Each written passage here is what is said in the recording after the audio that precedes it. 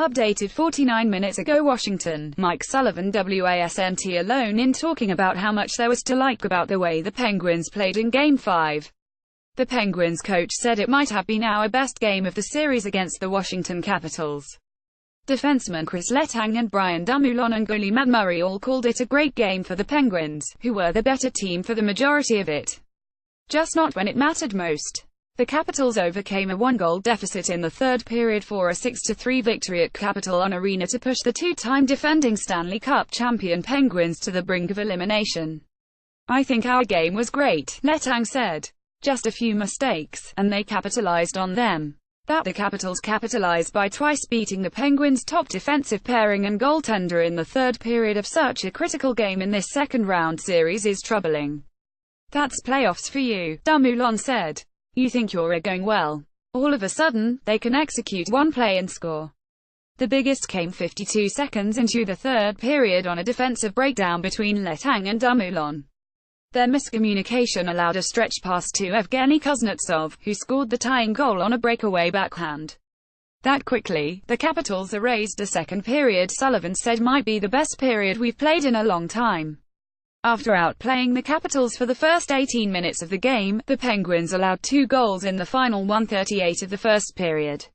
They turned a 2-1 deficit into a 3-2 lead in the second, dominating the offensive zone and scoring 2 power play goals.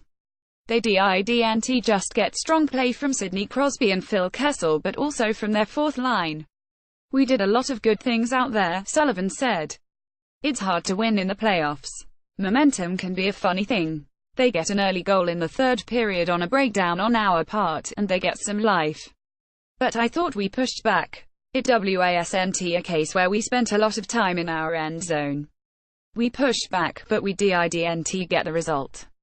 That's supposed to be the Capitals' line in this rivalry. Sullivan has talked repeatedly the past twos about the Penguins' resiliency and resolve in explaining their ability to overcome obstacles and find ways to win in the postseason.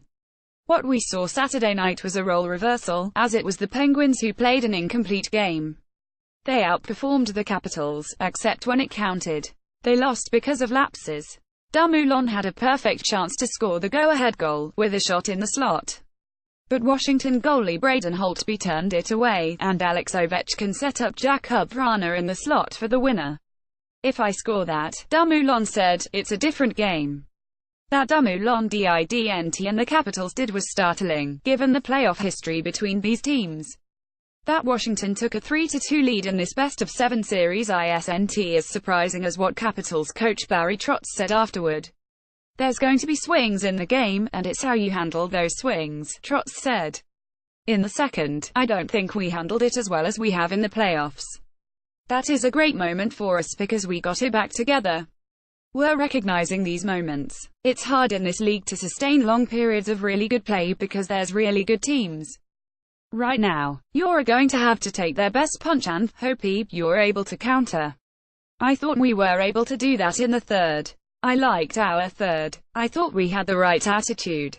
We were pretty determined. All the things you need to win hockey games, we brought it."